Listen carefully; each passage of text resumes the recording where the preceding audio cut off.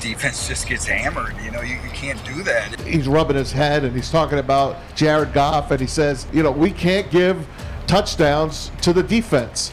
What's your take on that? And then you hear Ron Rivera throw Wentz under the bus. When you're, 4-17-1 overall, like, everyone deserves some blame. Guys, we're talking Lions. They are 1-4 at the bye.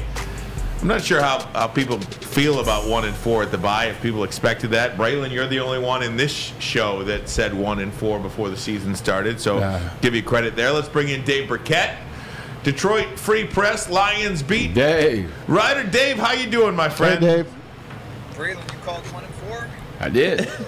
I absolutely did. I mean, the big thing for me, and they almost snuck a win against Philly. They gave up a game against Minnesota, so I could have easily been wrong. It could have been 3-2. The big thing for me, Dave Birkett, is how I adjust every picking until they show me I'm picking against the Detroit Lions. I said the big thing is they didn't attack the defensive side of the ball. We talked about that a lot ad nausea. I said they didn't attack the defensive ball in free agency and all season, so that bothered me. And then I wasn't necessarily sure about Jared Goff, so 1-4 is where I saw him.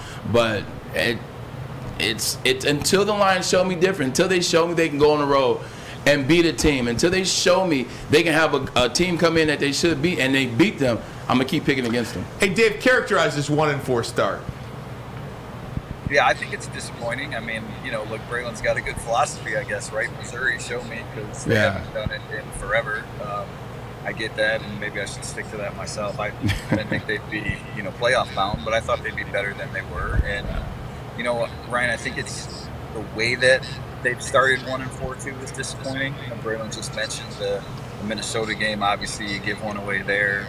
And, look, I know Geno Smith is playing well, and all the credit to him, but Seattle is not a good team. Thank you. Seattle, and really, I mean, your defense just gets hammered. You can't do that. And then last week in a shutout to an average Patriots team, a mediocre Patriots team, frankly. So I think it's really just the last 3 games have put a sour taste in a lot of people's mouths about where this Lions organization is at right now.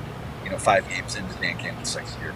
And you mentioned Dan Campbell, and that's exactly where I was going to go next. I mean, look, he's coming under a lot of fire, and rightfully so, for the way they've been losing these games. If you make calls and they go well, you get the credit. If you make calls and they go bad, you're on the chopping block for a lot of Lions fans. How secure is Dan Campbell? I'm not saying he's going to get fired. I don't want to say that, but what do you make of Dan Campbell and some of this like roller coaster ride that we're on in these games? It's like he's playing a video game almost. Yeah, look, I think Dan is very secure, and I think he should be. It's just you're not going to build a winner by giving a coach 20 games essentially, or 22 games, whatever he's had. So, and where they were, the state of the program that he and Brad Holmes took over, I just don't think there will be any reason or impetus for the Lions to move on after this season. I like Dan's aggressive approach to play calling. I really do. In game management when it comes to 4th downs. I mean, analytically, what he does matches up with the numbers. I think he's trusting in a lot of ways his best unit, right? The offense. That's really what this team is about right now. But the 2 4th down decisions in particular are the ones that I thought maybe he overmanaged a little bit. That kicking that field goal or trying that field goal in Minnesota when your offense is rolling and you have a chance to put the game away. The only chance you have to win that game without losing it is to pick up a 1st down, and you take the ball out of your offense's hands and give Minnesota a chance. I didn't like that in the 4th and 9 last week. That just, I don't know about the logic of going for a 4th and 9 in the first half of a 6-0 game. Everything that was going on with the Patriots offense. So I like what Dan does, and I will say this too: it's much easier to criticize someone for the decisions they make when they are being proactive in making those decisions than when they sit back and don't do anything, because you actually see it. You see the result of a failure that they caused. So I think there's some of that at play there, but Dan has to get better at some of those aspects of the game. Dave Birkett joins us, Detroit Free Press beat writer. Make sure you spend $1 or $2 and get the Free Press like we all do here at Woodward Sports. Dave, I wanted to ask you about what he said about Jared Goff 2 weeks ago when they had that pick six, the tip pass, the pick six. He kind of mentioned it at the end. Hey, yeah, our defense gave up 48, but we can't give up a touchdown, a pick six. And then last week, he says he's rubbing his head and he's talking about Jared Goff, and he says, I've never seen anything like it. We can't give touchdowns to the defense. What's your take on that? And then you hear Ron Rivera throw Wentz under the bus. Yeah, I thought, look, the 2 weeks ago, I thought Dan was just trying to take some heat off his defense. And last week, I don't think it was, I don't think that was him throwing them under the bus. I actually asked the question, and it was more about, hey, this is 3 times that he's had turnovers that have been returned for touchdowns. And, what do you make of this? Is there a rhyme or reason to it? And he said, I've never seen anything like it. So I think that was more him answering a question about that specific topic than it was throwing Jared Goff under the bus. But, Maz, having said that, look, Goff needs to be better. And I was thinking about this a little bit the other day in that, look, Jared I think he's outperformed a lot of people's expectations. Yeah, I would agree. Pretty well overall. Turnovers are a little bit of an issue here, and certainly, he's not making anyone think he's Patrick Mahomes, but he's the least of the Lions' problems right now. Let's put it that way. Yes. But having said that, look, if the Lions end up with another top 10 pick, all right, that'll be 5 straight years with a top 10 pick, and they'll have 2 draft picks, first-round picks this year, 2 first-round last year.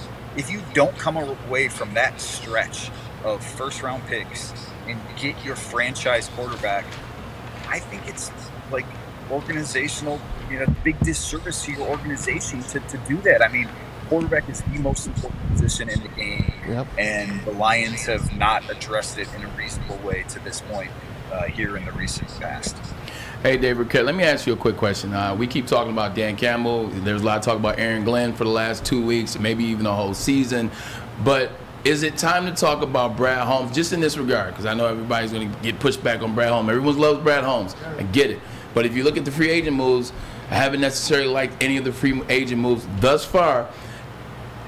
Is there a fair share of blame to place on him, or are we waiting for Jameson Williams, who we expect to be amazing, so that will be another win for him? And we're trying to see if Jas Pascal is going to be a player that can complement Aiden Hutchinson on the opposite side. So I'm waiting for that as well. But is it time to think a little bit? Yeah, I think Brad deserves some blame here too. Certainly, look, when you're 1-4 and when you're 4-17-1 overall, like, everyone deserves some blame. Now, same as Dan, he falls in the same boat as Dan for me, that we knew the state of the organization that he was taking over. And I don't fault him for the free agent decisions or lack of big time free agent spending. The thing that I have the biggest issue with is spending second round picks on players that are hurt. I like the Jameson Williams move because that is an elite player that you have for control of for 5 years.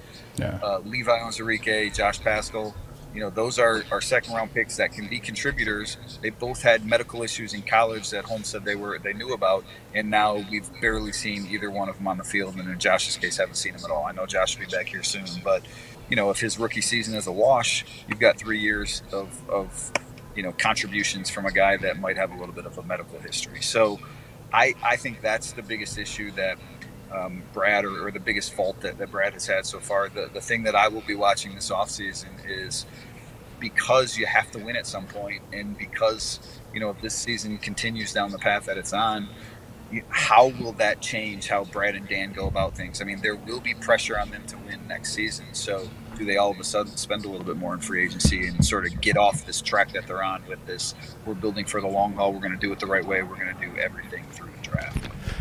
Hey, Dave, I wanted to ask you, moving forward now, look, I don't want to say the season's over, but it feels like the season is over. I mean, you're talking at Dallas, Miami, perhaps Tua's back, Aaron Rodgers and the Packers. I mean, you are staring 1-7 in the face.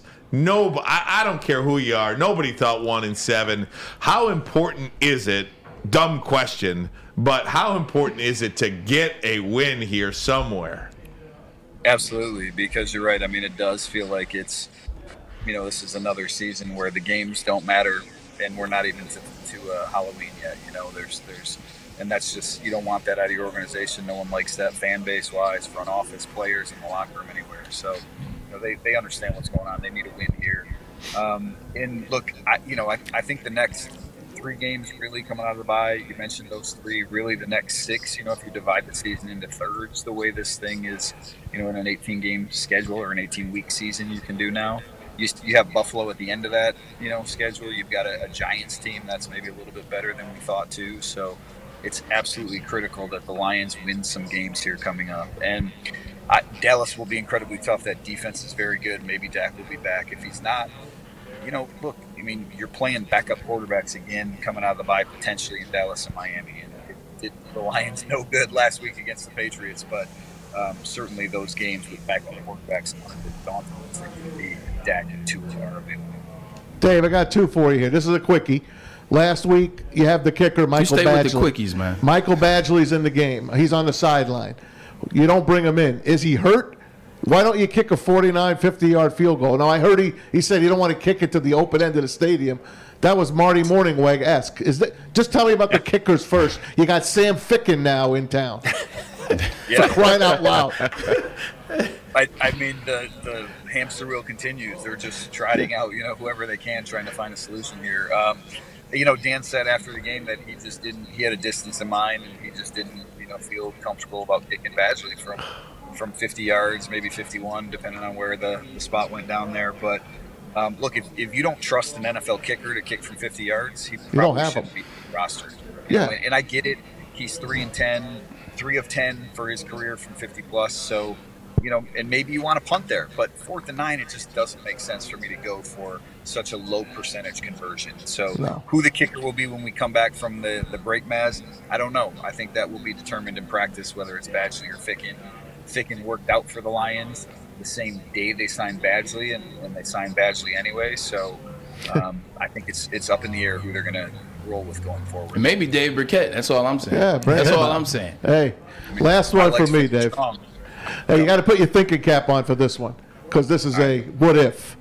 What if Ben Johnson went up to GM Brad Holmes and said, "Hey, I got an offer. I want to move on and maybe be a head coach, or maybe coach somewhere else."